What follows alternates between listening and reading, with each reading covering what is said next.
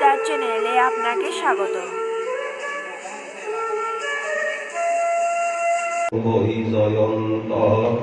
বন্দে বৃন্দাবনস্থং যুবতী শতকৃতং ব্রহ্ম গোপাল বেশম তপ্ত কাঞ্চন গৌরাঙ্গী রাধে বৃন্দাবনেশ্বরী বৃষভানুসুতে দেবী ত্বাং নমামি হরিপ্রিয়ে মূকং করোতি বাচালং পঙ্গুং লঙ্ঘয়তে গিরিম যৎকৃপাতমহং বন্দে পরমানন্দমাধবং বাঞ্ছাকল্পতরুভ্যশ্চ কৃপা সিন্ধুভ্যৈব চ পতিতানাং পাবনেভ্যো বৈষ্ণবেভ্যো নমো নমঃ। হরি ভক্তি পরায় চ হরিনাম পরায়ণা দুর্বৃত্তা বা সুবৃত্তা বা তেষাং নিত্যং নমো নমঃ। নম ধর্মায় মহতে নম কৃষ্ণায় বেদসে ব্রাহ্মণেভ্যো নমস্কৃত্য ধর্মাन् বক্ষ্যে সনাতনাन् নারায়ণং নমস্কৃত্য নরং চৈব নরোত্তমং দেবীং সরস্বতীং ব্যাসং ততো জয়মুদীরয়ে। জয় রূপ সনাতন ভট্ট রঘুনাথ শ্রীজীব গোপাল ভট্ট দাস রঘুনাথ। এই ছয় গোসাইয়ের করি চরণ বন্দন, যাহা হইতে বিঘ্ন নাশয় অভীষ্ট পূরণ। দুর্গমে পথিমেন্ধস্য স্খলৎপাদগতির্মুঃ সকৃপা যষ্ঠিদানেন সন্ত সন্ত্যবলম্বনম।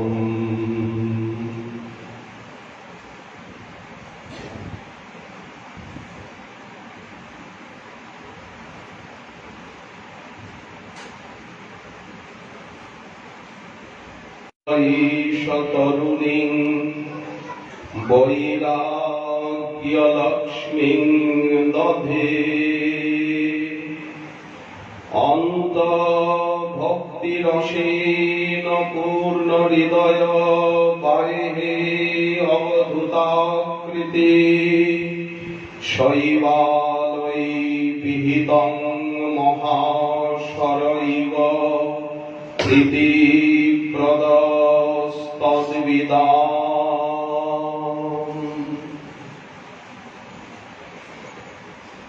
পরম করুণা বরুণালয় স্বয়ং ভগবান পরতত্ত্ব সীমা শ্রী শ্রী রাধা মাধব মিলিত তনু শ্রী শ্রী নদিয়া বিহারী গৌর হরি পরম অন্তরঙ্গ প্রিয় পার্ষদবর্জ পরম পূজ্যপাদ নিখিল গৌরীয় আচার্য কুল সম্রাট গৌরীয় কমল কুল দিবাকর অনন্য রসিক রাজাধিরাজ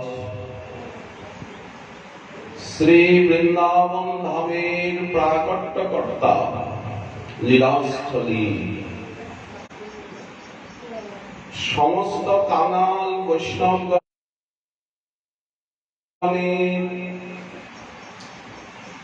শিরোমণি শিরতাজ শ্রী বৃন্দাবন বিহারী ব্রজবনবাসী কাঙাল বৈষ্ণবগণের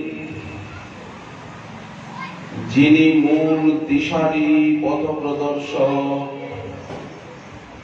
মূল আচার্য সেই শ্রীল সনাতন গোস্বামী পাদের আজ নির্যান তিথি বা সমারাধনা তিথি। নিত্যই আরাধনা, কিন্তু আজ বিশেষ। তাতে আবার আজ শ্রী গুরুতত্ত্বে পরম গরিমাম্বুধি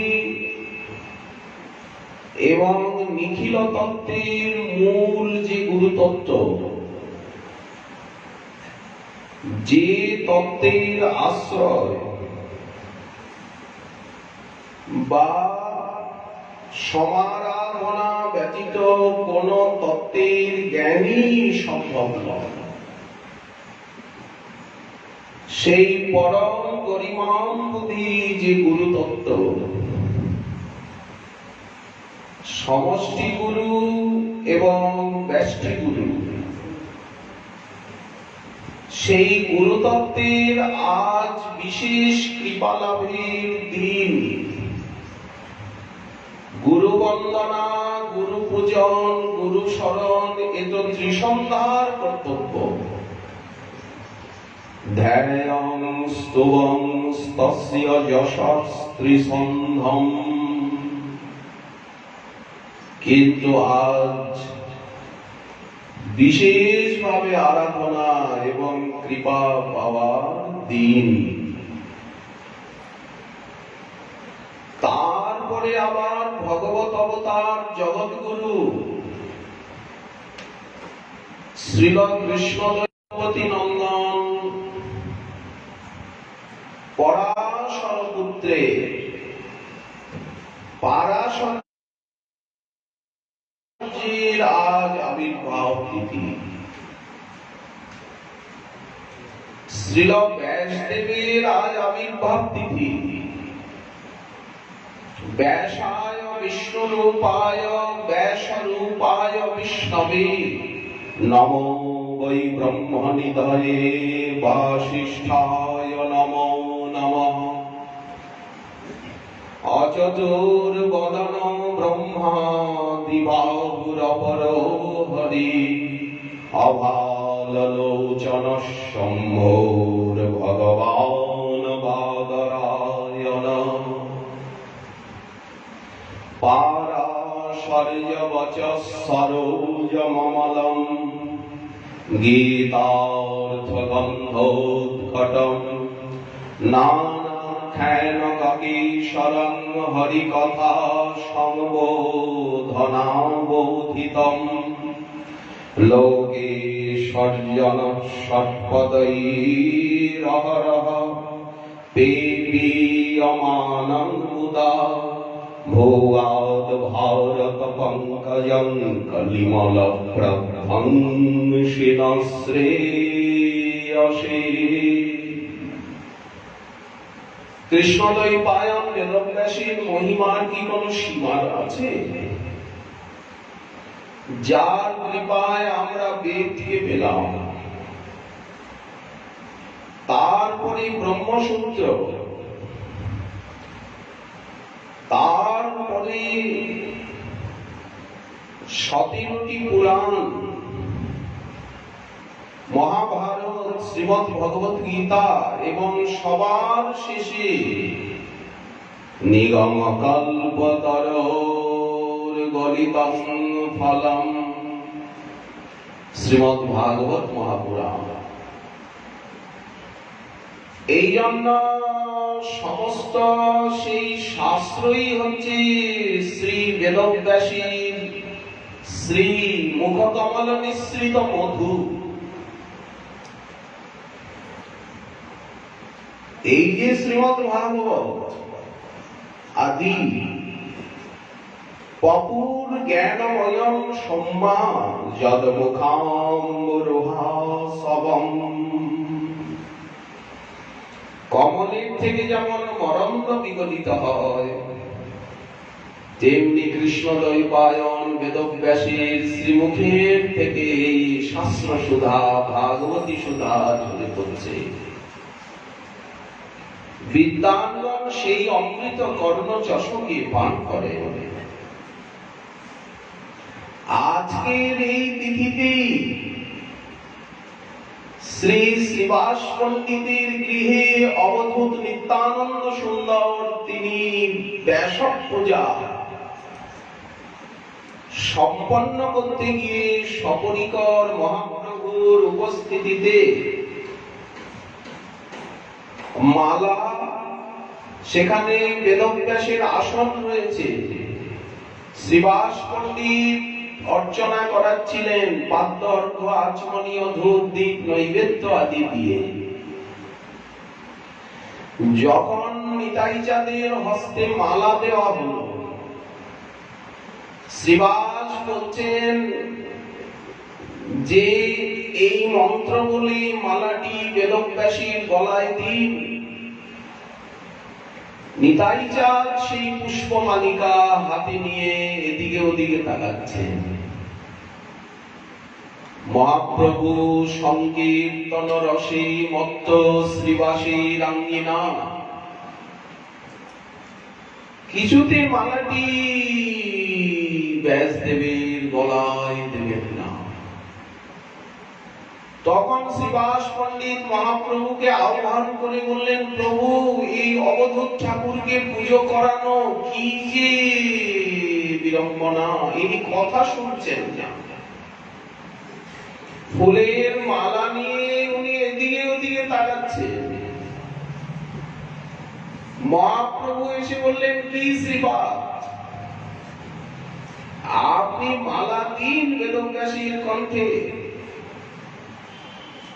আজকে তার আরাধনার তিথি। সঙ্গে সঙ্গে শ্রীবাদ নিত্যানন্দ সুন্দর সেই মালাটি মহাপ্রভুর কণ্ঠে পরিয়ে দিলেন যে তুমি তো আমার সবকিছু।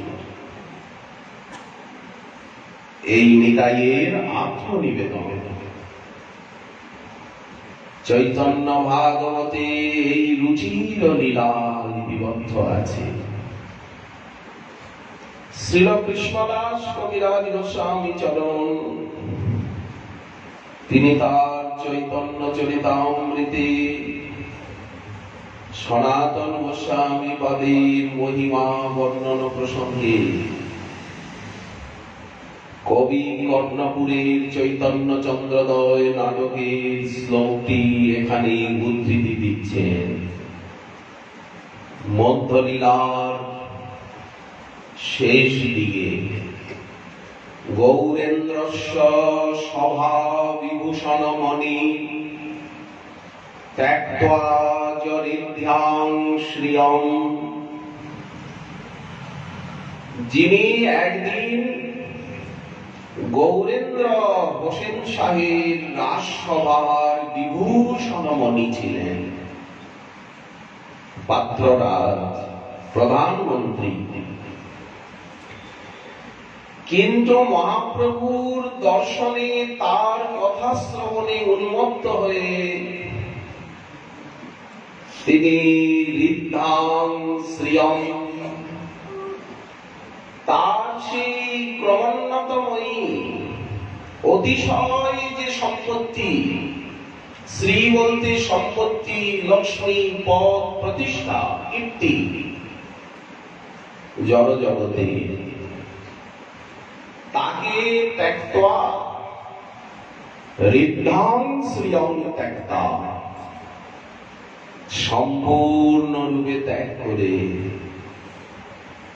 তরুণী বৈরাগ্য লক্ষ্মী দধে,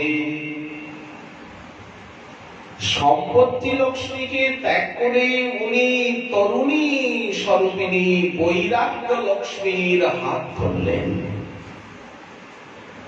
বৈরাগ্যই তো ভাগ্য, ত্যাগার শান্তির অনন্তরম। সাধারণ আমরা বুঝি এই জগতে যিনি ধনবান, যার পদ আছে, প্রতিষ্ঠা, ধনবল, জনবল, ব্যবহারিক বুদ্ধিবল, তিনি শ্রেষ্ঠ। তা তো বটেই ব্যবহারিক জগতে, কিন্তু পরমার্থ জগতে এই বলের যে কোনো মূল্য নেই। বরঞ্চ ধনমত, কুলমত, বিদ্যামত মানুষকে ভক্তি, ভজন, সাধু সঙ্গের থেকে বহু দূরে সরিয়ে নিয়ে যায়। নলকুবর মণিগ্রীবকে নিল, রাবণ কুম্ভকর্ণ, কংস, শিশুপাল, দন্তবক্র, জরাসন্ধ, বেন, নহুষ, হিরণ্যকশিপু আদি তারা ব্রহ্মার পরে বলিয়ান, তারা সকলে দৈবী শক্তি বিশিষ্ট হয়েও ভক্তি ভজন সাধু সঙ্গীর থেকে বহু দূরে রইল। এই জন্য কুন্তী দেবী দ্বারকানাথকে যখন স্তুতি করছেন হস্তিনাপুরে দ্বারকা গমনের প্রাক্কালে, তখন সেখানে বললেন যে এই যে ধনমত, কুলমত, বিদ্যামত, এগুলি তোমাকে তোমার নাম করতে দেয় না, তোমার চরণে শরণ নেওয়ার পথে বাধা। শ্রীঐশ্বর্য শ্রুতশ্রীভি এ ধমান মদপ্যমান নৈব অভিধাতুম অর্হতি। হরিনামই করতে দেবে না, ভগবত চরণ স্মরণের থেকে বহু দূরে সরিয়ে নিয়ে যাবে। ত্বাম অকিঞ্চন গোচরঃ, ত্বাম অকিঞ্চন গোচরঃ, তুমি হচ্ছ অকিঞ্চনের সম্পত্তি। কাঙাল না হলে, সর্বহারা, নিঃস্ব, অসহায় না হলে তোমার চরণে মন যাবে। এই জগৎ কখনো ভগবৎ স্মরণ করতে দেবে না, ভজন করতে দেবে না। বিশেষত ধনমত, জনমত, বিদ্যামত, কুলমত, এই জন্য অকিঞ্চন নম কিঞ্চন বৃত্তায়, তুমি অকিঞ্চনের সম্পত্তি। ত্যাগী না হলে কিছু মিলবে না। ত্যাগা শান্তির অনন্তরম, নম কিঞ্চন বৃত্তায় নির্বৃত্ত গুণবৃত্তয়ে, আত্মা রামায় শান্তায় কৈবল্যপতয়ে নমঃ। ত্যাগী হওয়াই তো বুদ্ধিমানী। সনাতন গোস্বামী বা মহাপ্রভুকে দর্শন করে, রামকেলিতে এই পরম সত্য অনুভব করে সঙ্গে সঙ্গে উনি বাদশাহকে কি বলবেন, কি বোঝাবেন? আর তার মতো বুদ্ধিমান গুণবান রাজমন্ত্রী সনাতন বুদ্ধে বৃহস্পতি বাদশাহ তাকে ছাড়বে কেন? আর অনেক জমি, ঐশ্বর্য, ধন দৌলত বাদশাহ তাকে দিয়ে রেখেছে। হঠাৎ যদি উনি বলেন আমি চাকরি করব না, এই জন্যই তো তাকে বন্দী বানালেন। উনি অসুস্থের ছলনা করলেন। ত্যাক্ত্বা বৃদ্ধাং শ্রিয়ং, সেই বর্ধনশালিনী পরিবৃদ্ধমানা সম্পত্তি লক্ষ্মীকে ত্যাগ করে, পদ প্রতিষ্ঠা লক্ষ্মীকে ত্যাগ করে বৈরাগ্য লক্ষ্মী লভে, বৈরাগ্য লক্ষ্মীর হাত ধরলেন।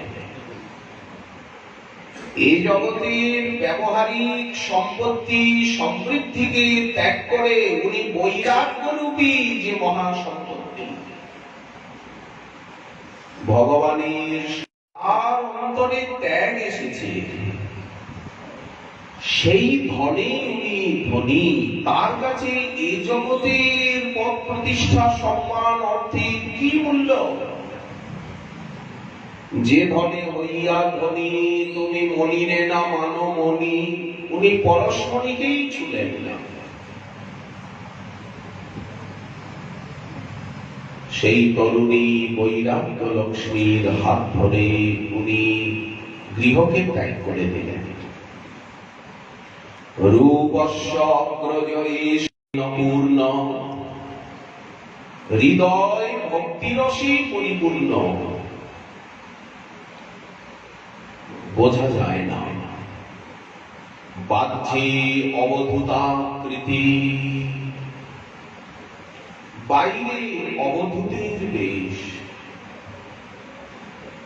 এই যে কাঙাল বেশ, ছেঁড়া কাঁথা, ন্যাড়া মাথা, মুখে কৃষ্ণ গুণগাথা। কেন ন্যাড়া মাথা? কোন কামনা নেই, বাসনা নেই, কোন দায় নেই, দায়িত্ব নেই, নিষ্কাম। মাথা কামানোর অর্থ কি? কোন দায় দায়িত্ব নেই, কোন মাথার উপরে ভার নেই, ঝঞ্ঝাট নেই, কোন অন্য চিন্তা নেই, একেবারে খালি। মাথাটা আকাশের সঙ্গে গিয়ে ঠেকছে, শূন্য। মনটা শূন্য হলেই সেই মনে পূর্ণতা আসে। এই জন্য খালি, মাথাও নেই, ব্যথাও নেই, কোনো দায় নেই, দায়িত্ব নেই, চিন্তা নেই, কিচ্ছু নেই। ছেঁড়া কাঁথা, ন্যাড়া মাথা। ছেঁড়া কাপড় কেন পরেন?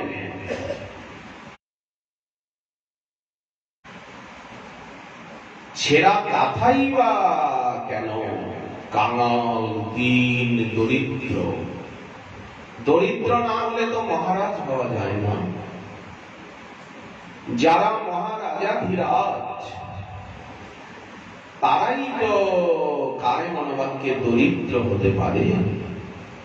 অকিঞ্চন, নিষ্কিঞ্চন।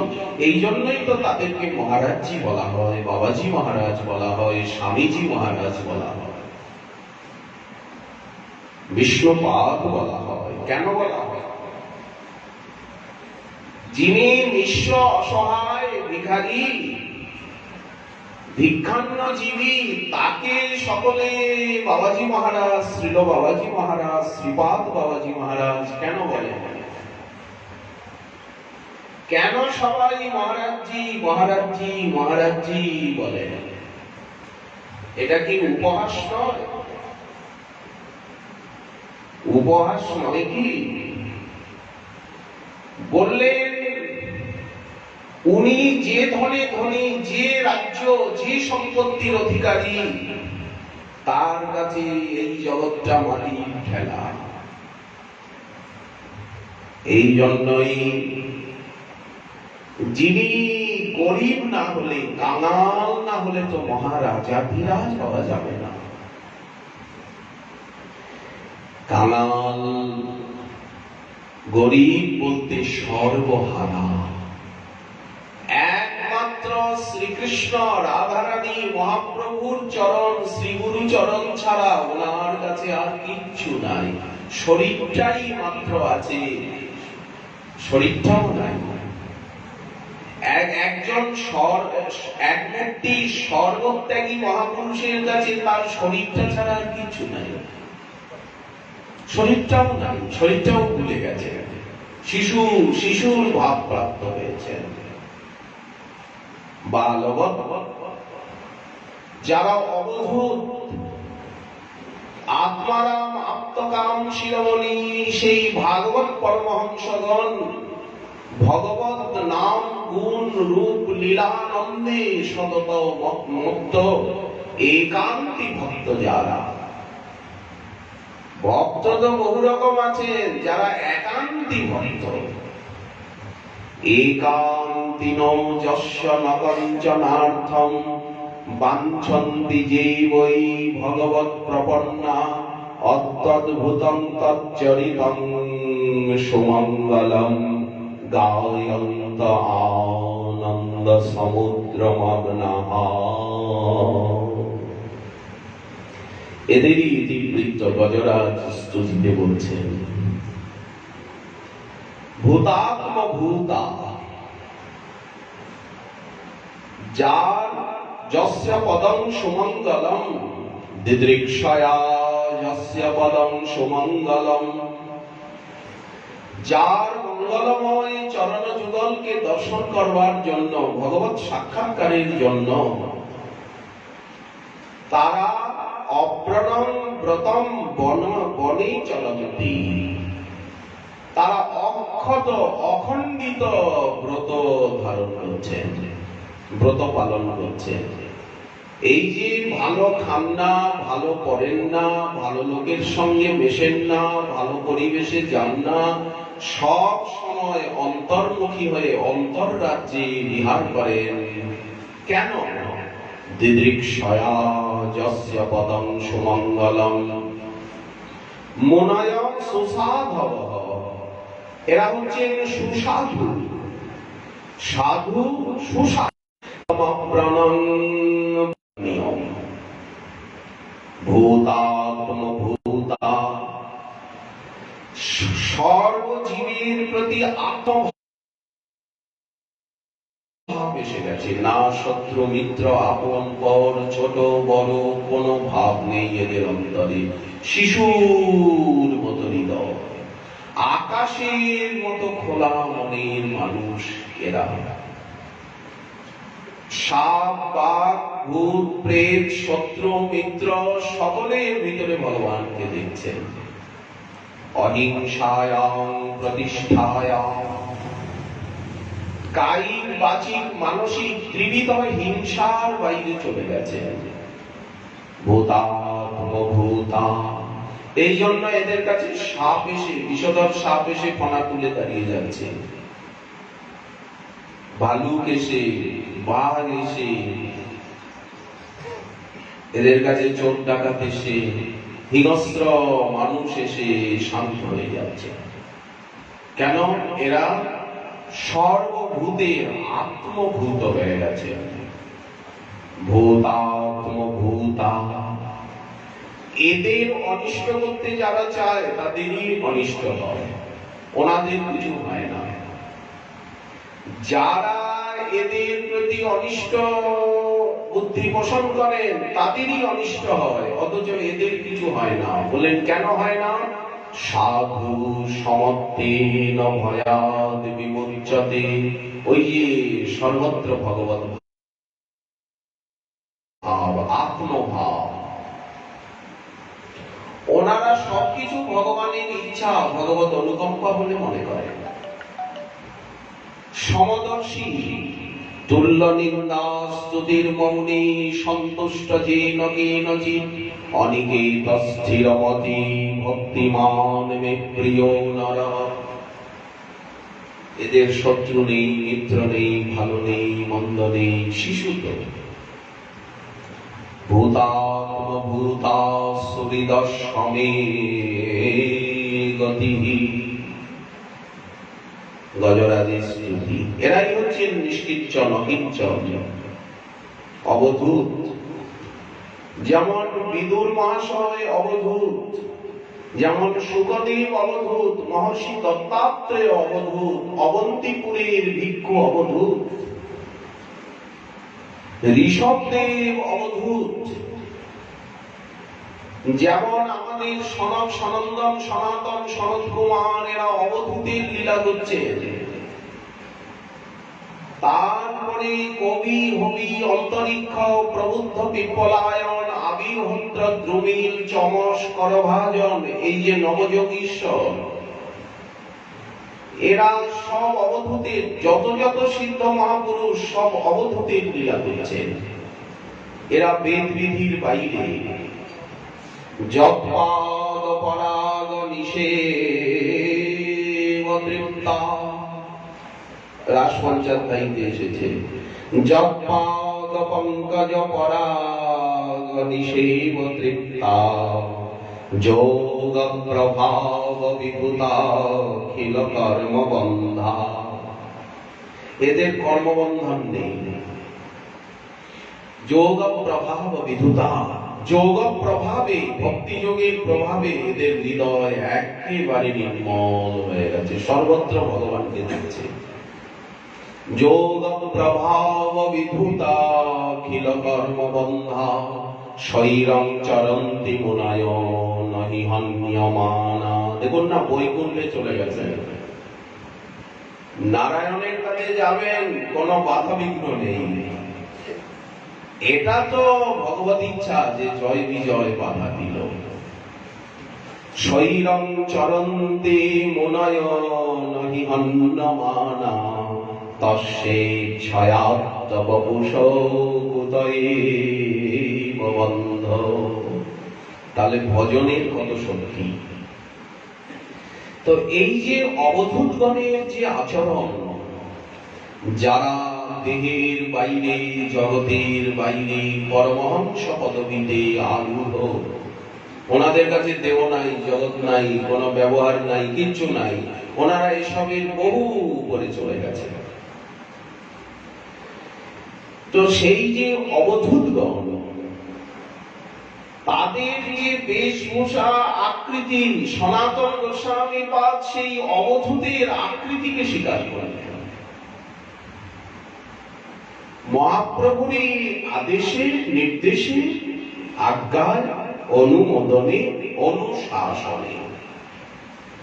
হরিদাস ঠাকুর যেমন অবধূত চূড়ামণি, আমাদের সর্বদামোদর অবধূত চূড়ামণি, তো সনাতন গোস্বামী পাদ অন্তর্ভক্তি রসের পূর্ণ হৃদয়, হৃদয় ভক্তি রসে পরিপূর্ণ, কিন্তু বাইরে অবধূতের আকৃতি। অবধূত আকৃতি কি? ছেঁড়া কথা, ন্যাড়া মাথা, মুখে কৃষ্ণ গুণগাথা, সব সময় মুখে কৃষ্ণ নাম আর কৃষ্ণ কথা, গৌর নাম, গৌর কথা, আর অন্য কোনো কথা নাই।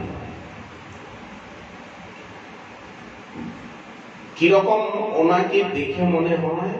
শৈবালয়ী বিহিতং মহাশরৈব, যেমন শৈবালে সমাচ্ছাদিত মহাসরোবরে, কচুরি পানায় ঢাকা, গভীর কাকচক্ষু জল, কিন্তু উপরে কচুরি পানায় ঢাকা। শৈবাল বলতে শ্যাওলায় ঢাকা। বোঝা যায় কিছু, কত গভীরতা, কত জল। সমুদ্রকে দেখতে ভালো লাগে, কত সুন্দর তরঙ্গ, একের পর এক ঢেউ, যেন রাশি রাশি রূপা গলিয়ে ঢেলে দিয়েছে, কিন্তু কত গভীর এটা কি কেউ জানে? কত যে মুক্তা এবং প্রবাল ওখানে আছে কে জানে? ঠিক তেমনি বাইরে ছেঁড়া কাঁথা, ন্যাড়া মাথা, পরিধানে ছেঁড়া বহির্বাস, ধূলি ভূষণিত তরুণ, ব্রজ রেণুতে, ব্রজ রজে রাধা পদ রেণুতে সর্বাঙ্গ ভ্রক্ষিত, সারা গায়ে রজ, ব্রজ রজ। দ্বাদশাঙ্গে তো বৈষ্ণব চিহ্ন রয়েছে, উপরন্তু সর্বাঙ্গ ব্রজ রেণুতে ভূষণিত। হস্তে রয়েছে জপমালিকা, হাঁটুর উপরে ছোট্ট একখণ্ড বহির্বাস, গলদেশে ছেঁড়া কাঁথা। গ্রীষ্ম ঋতু হলে ওই ছিন্ন একখণ্ড বস্ত্র, হাতে ব্রজরজির করোয়া, জলপাত্র, করঙ্গ। হরিনামের মালিকা, নয়নে অবিরাম অশ্রুধারা, জিহ্বায় উচ্চেশ্বরে হরিনাম, স্নিগ্ধ প্রেমাশ্রুধারা, দেহ পুলকিত, নয়ন সজল আরতি, শ্রী মুখমণ্ডল অতিশয় স্নিগ্ধ উজ্জ্বল। এই তো অবধূতাকৃতি। গুরুদেব আমাদেরকে কৃপা করে সেই আকৃতি তো দিয়েছেন, সেই রূপ সেই স্বরূপই তো দিয়েছেন। সনাতন গোস্বামী পাদ, রূপ গোস্বামী পাদ, হরিদাস ঠাকুর, শ্রী স্বরূপ দামোদরের যে আকৃতি, যে বেশভূষা, যে রূপ স্বরূপ, গুরুদেব আমাদেরকে কৃপা করে সেই রূপ স্বরূপ সেই বেশভূষা পরিধানিত গুরুদেব কৃপা করে আমাদেরকে দিয়েছেন ভাগবত পরমহংস এই অবধূতাকৃতি। ছেঁড়া কাঁথা, নেড়া মাথা, এই তো গৌরদাসদের লক্ষণ। দেখলেই চেনা যাবে যে গৌরদাস, গৌরাঙ্গের দাসানুদাসী দাস। বলে কি দেখে বুঝলেন? বলেন ছেঁড়া কাঁথা, নেড়া মাথা, পরিধানে ছেঁড়া বনিবাস, এরাই তো গৌরদাস, এরাই তো গৌরদাস। ছেঁড়া কাঁথা, নেড়া মাথা, মুখে কৃষ্ণ গুণগাথা, পরিধানে ছেঁড়া বহির্বাস, কথা বলতে বলতে কাঁদে, কথা বলতে বলতে হাসে, কথায় কথায় নাচে, কথায় কথায় আনন্দ সাগরে ডোবে, কথায় কথায় দৈন্য আরতি ব্যাকুলতা অমানি মানবত্ব ভাব, সর্বদা চোখে জল, সর্বদা অষ্টসাত্ত্বিক ভাবাবেশে পুলকে আকুল তনু, অপার পাণ্ডিত্য, অপার শাস্ত্র জ্ঞান, অপার দৈন্য, অপার সাধন শক্তি, ঋদ্ধি সিদ্ধি, রাধা কিঙ্করী নাম লুঠতি চরণয়, অদ্ভুতা সিদ্ধি কোটি, ধুলাবালির মতো সমস্ত সিদ্ধিগুলি তাদের পিছনে পিছনে চলে। এই অবধূতাকৃতি। শৈবালয়ী বিহিতং মহাশরৈব, তা নাহলে কি পরশমণিকে নাচ? তাহলে কত বড় ধনী সম্রাট আকবর, অখণ্ড ভারতের নরদেব, তিনি এসে রাস্তায় দাঁড়িয়ে থাকেন, এখানে প্রবেশের অধিকার নেই, এখানে সম্রাটের প্রবেশাধিকার নেই। গজপতি প্রতাপচন্দ্রদেব উৎকল নরেশ, স্বাধীন উড়িষ্যার নরপতি, তিনি কাশী মিশ্রালয়ে তার প্রবেশাধিকার নেই। কত চেষ্টা, কত অনুনয় বিনয়, একবার মহাপ্রভুর সাক্ষাৎ দর্শন, দূরের থেকে তো দর্শন রাজা করছেন,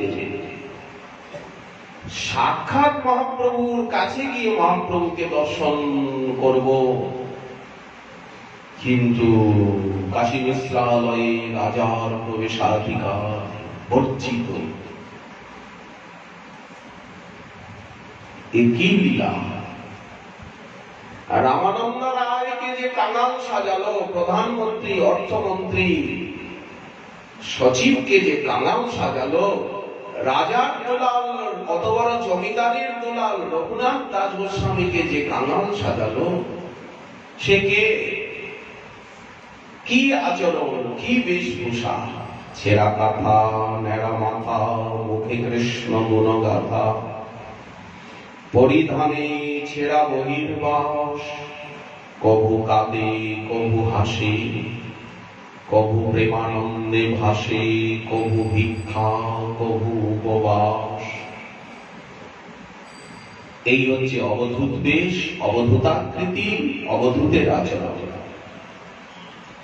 এই আচরণ যারা করেন তাদেরকেই মহারাজাধিরাজ বলা হয়, তারাই মহারাজজি। শ্রীল বাবাজি মহারাজ শ্রীপাদ বাবাজি মহারাজ, শ্রীল গুরু মহারাজ, শ্রীল স্বামীজি মহারাজ এইভাবে উচ্চতার সঙ্গে সম্ভ্রমে কৃতাঞ্জলিবদ্ধ হয়ে সকলে এক বাক্যে নতমস্তক হন, শ্রদ্ধায় ভক্তিতে তাকে মহাধনী বলে মনে করেন আর নিজেদেরকে গরিব বঞ্চিত বলে মনে করেন। এই অবধূতাকৃতির রহস্য। শৈবালয় বিহিতং মহাশরৈব প্রীতিপ্রদস্তদ্বিদাম। যারা এই রহস্য জানেন, সনাতন গোস্বামীবাদের এই ব্যবহার আচার আকৃতি তাদের কাছেই সুখপ্রদ। যারা এই ভক্তি জগতের চরম রহস্য অবগত নন, তারা কি বুঝবেন ছেঁড়া কাটা ন্যাড়া মাথার স্বরূপ কি, মহিমা কি? কেন হরিদাস ঠাকুর এইভাবে চলেন বলেন? কেন স্বরূপ দামোদর, শ্রীল সনাতন গোস্বামীপাদ, আমাদের আচার্যপাদগণ, আমাদের সিদ্ধ বাবাগণ, গুরুবর্গগণ কেন এই ভাব বেশভূষার রূপ স্বরূপের অনুসরণ করেন? বললেন তদ্বিদাম প্রীতিপ্রদ। যারা ওই জগতের রহস্য জানেন, ভাগবত ধর্মের, ভক্তি ধর্মের রহস্য জানেন, একমাত্র সনাতন গোস্বামীপাদ তাদের কাছেই প্রীতিপ্রদ। সবাই কি সবার প্রীতিপ্রদ হতে পারে? সোনার মন্দির তজি তরুতলে বাস, কি অপূর্ব লীলা মাধুরী। কহিবার কথা নহে, কহিলে কেহ না বুঝবে। সর্বথা জ্ঞান বুদ্ধির অগম্য শ্রীল আচার্যপাদগণের আকৃতি, আচরণ, ব্যবহার। ত্যক্তা তূর্ণমশেষ মণ্ডলপতি শ্রেণী সদা তুচ্ছবৎ ভোক্তা দীনগণী শত করুণায়া। জীবের প্রতি করুণা করেই তারা কৌপিন কন্থাকে ধারণ করেছেন। মহাপ্রভু যেমন জীবের প্রতি করুণা করেই সন্ন্যাসকে স্বীকার করলেন। মহাপ্রভু বলছেন, আমি যদি সন্ন্যাস না নিই তাহলে আমি বৈরাগ্য বিদ্যা যুক্ত ভক্তি জগৎকে শেখাতে পারবো না। আমাকে তো নদিয়াবাসী সবাই মানল না। মহাপ্রভু বলছেন, নদিয়াবাসী সবাই আমাকে মানল না, পড়ুয়া পাষণ্ডী এরা মানল না। তখনই তো মহাপ্রভুর ইচ্ছা হলো আমি সন্ন্যাস নেব। সন্ন্যাসী বুদ্ধিতে মনে করিবে নমস্কার। সন্ন্যাসী তো সমস্ত আশ্রমের পূজ্য, সর্বশ্রেষ্ঠ আশ্রম তো সন্ন্যাস আশ্রম। তো আমি যদি সন্ন্যাস নিই তাহলে এই যে নিন্দুক যারা, এরা তখন নত হবে। আর সন্ন্যাস না নিলে আমি সন্ন্যাসীদের উদ্ধার করতে পারবো না। সন্ন্যাসী বুদ্ধিতে মনে করিবে নমস্কার, তখনই আমি প্রেম দিতে পারবো। এই জন্য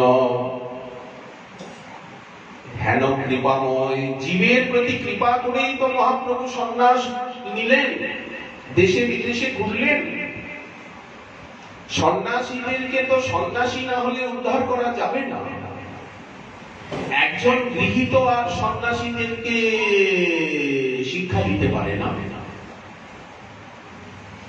সন্ন্যাসীদের ভিতরে প্রবেশ করতে গেলে সন্ন্যাসী হতে হবে।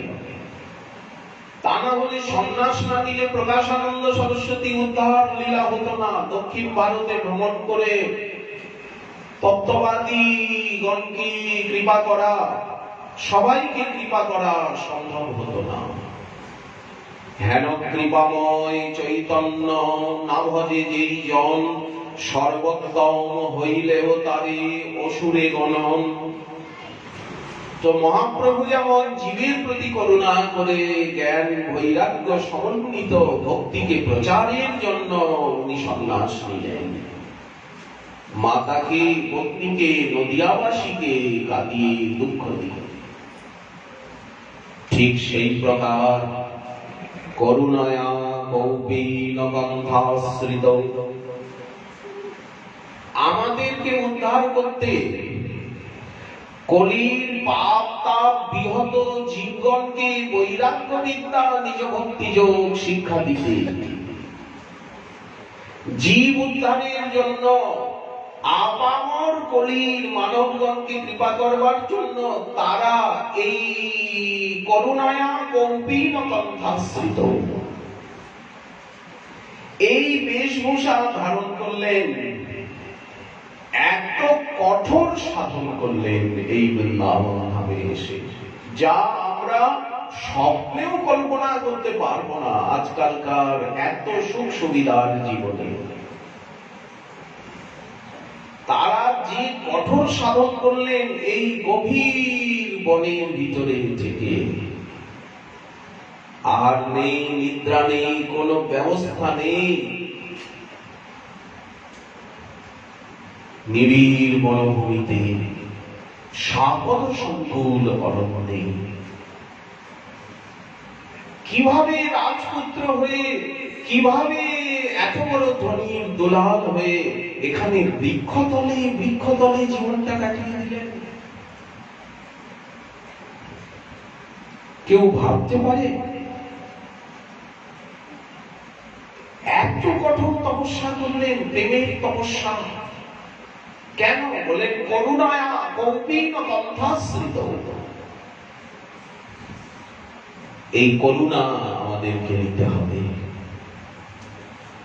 তারা যে করুণা আমাদেরকে করতে চান, যে করুণার আদর্শ দেখাতে চান, যে বৈরাগ্য বিদ্যা যুক্ত ভক্তি, এই করুণা, তাদের করুণা আমাদেরকে নিতে হবে, তাদের রূপের, স্বরূপের, দেশের, ভাবের আনুগত্যের দ্বারা, তাদের ভূত পদাঙ্ক আচরণের, ভাবের, রূপ স্বরূপের অনুসরণের দ্বারা তাদের করুণা আমাদেরকে নিতে হবে। তারা তো করুণারই মূর্তি, ভালোবাসারই মূর্তি, স্নেহেরই মূর্তি। জয় সনাতন রূপ প্রেম ভক্তি রসকূপ। ঠাকুর মহাশয় বললেন উন্নত উজ্জ্বল রসের গভীর কূপ। জয় সনাতন রূপ প্রেম ভক্তি রসকূপ। এই যে উজ্জ্বল রসের যে বিবৃতি, রাধা মাধবীর লীলা, শ্রীমন মহাপ্রভুর যে লীলা মাধুরী, নিজ গ্রন্থে সুবেকত সুব্যক্ত লিখিয়াছেন দুই মহাশয়, যাহার শ্রবণ হইতে পরানন্দ হয় চিতে। জগৎ ভুল হয়ে যায়, দেহ ভুল হয়ে যায়, কিচ্ছু মনে থাকে না। সেই অমৃত পান করে ক্ষুধা তৃষ্ণা দিন রাত্রি, ভালো মন্দ, নিন্দা স্তুতি, ন্যায় অন্যায়, সমস্ত ঝঞ্ঝাট দূরে চলে যায়। কারণ মদ্যপান করে যে মুক্ত হয়েছে তার কি কোনো জ্ঞান থাকে? শরীরে কাপড় আছে কি নাই, খানা খন্দ বিল নর্দমায় কোথায় যে সে পড়ে আছে বুঝতে পারে কি মদিরা মদান্ধ ব্যক্তি? ঠিক সেই প্রকার তাদের গ্রন্থাবলীর রস, তাদের চারু চরিত সুধা যারা সাধন করেন, তাদের ভাব স্বভাব রূপে, তাদের দাস্যে, তাদের আচরণে যাদের রুচি, তারা এই জগৎকে, দেহকে অনায়াসে ভুলে যান, তাদের মতো হয়ে যান। তারা যেমন হয়েছেন সেই রূপ স্বরূপ ভাব, সেই রসে ডুবে গিয়ে তাদের মতো তারা, তাদের দাসানুদাসের মতো হয়ে যান, তাদের জেরক্স কপি, প্রতিলিপি, প্রতিধ্বনি হয়ে যান। শুভে কত লিখিয়াছেন দুই মহাশয়, যাহার শ্রবণ হইতে পরানন্দ হয় চিতে, যুগল মধুর রসাশ্রয়। রাধা মাধবের চরণে মনটা লেগে যায়।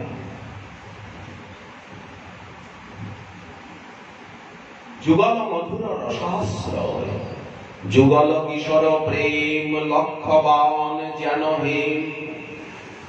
লক্ষবার অগ্নিতে দগ্ধ করা সুবর্ণের মতো। 1,00,000 কি সোনাটা আগুনে পোড়াতে হয়? এত খাত কি জগতের সোনায় থাকে? বললেন যদি 1,00,000 সোনাকে আগুনে পুড়ে নির্মল করা হয়, পুড়িয়ে দগ্ধ করে, ঠিক সেই রকম রাধা মাধবের নির্মল প্রেম, লক্ষবান যেন হেম। নাড়াচাড়া করতে গেলে আপনি হৃদয় পবিত্র হয়ে যাবে। রাধা মাধবের লীলা, রাধা রাধারমণের লীলা, রাধা মদন মোহনের লীলা আমরা যত শুনবো, বলবো, ভাববো, অধ্যয়ন করব, আমাদের হৃদয় ততই নির্মল হবে। যুগল কিশোর প্রেম, লক্ষবান যেন হেম। হেন ধন প্রকাশিলা যারা, জয় রূপ সনাতন, দেহ মরে সেই ধন। দাও সেই ধন দিয়ে ধনী করো, সেই ধন তোমরাই দিতে পারো, ভান্ডারি একমাত্র তোমরা। সে রতন মোর গলে হারা। রাধা মাধবের দাস্যরূপী, রাধা দাস্যরূপী যে মহাভাবাক্ষ প্রেম, সে রতন মোর গলে হারা। দেখুন ঠাকুর মহাশয় কি বলছেন, সেই প্রেম রত্ন, রাধা দাস্য গৌর দাস্যরূপী প্রেম রত্ন, সেই চিন্তামণি আমাদের গলার হার করে করতে চাই। সে রতন মোর গলে, সেই প্রেম গলার হার, সেই মহাভাবাক্ষ রাধা দাস্য গৌর দাস্যরূপী প্রেম আমার গলার হার। ঠাকুর মহাশয় বলছেন গলার হার। সে রতন মোর গলে হারা। হারটা সবসময় বুকে আছে না, বুকে লেগে আছে না, ঠিক সেই গলার রাধা দাস্যরূপী প্রেম, গৌর দাস্যরূপী প্রেম বুকে হারের মতো, পদকের মতো লেগে আছে। এই যে ছোট্ট কথা দুটি, সে রতন মোর গলে হারা, না পেলে তো বোঝা যাচ্ছে না। ওই হারটা যেদিন গলায় পাবো, সেই হারটি যেদিন আমরা গলায় পরবো, সেদিন তো বুঝবো সেই হারের মহিমা কি। না পেলে তো কিছু বোঝা যায় না। প্রেম না পেলে তো প্রেমের মহিমা কিছুই বোঝা যায় না।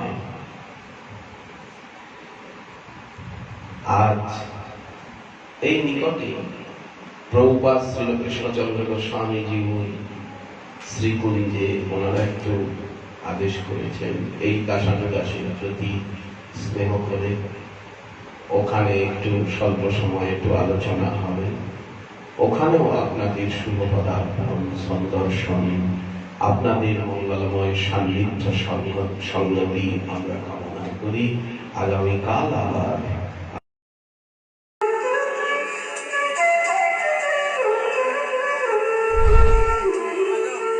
চ্যানেলটি ভালো লাগলে লাইক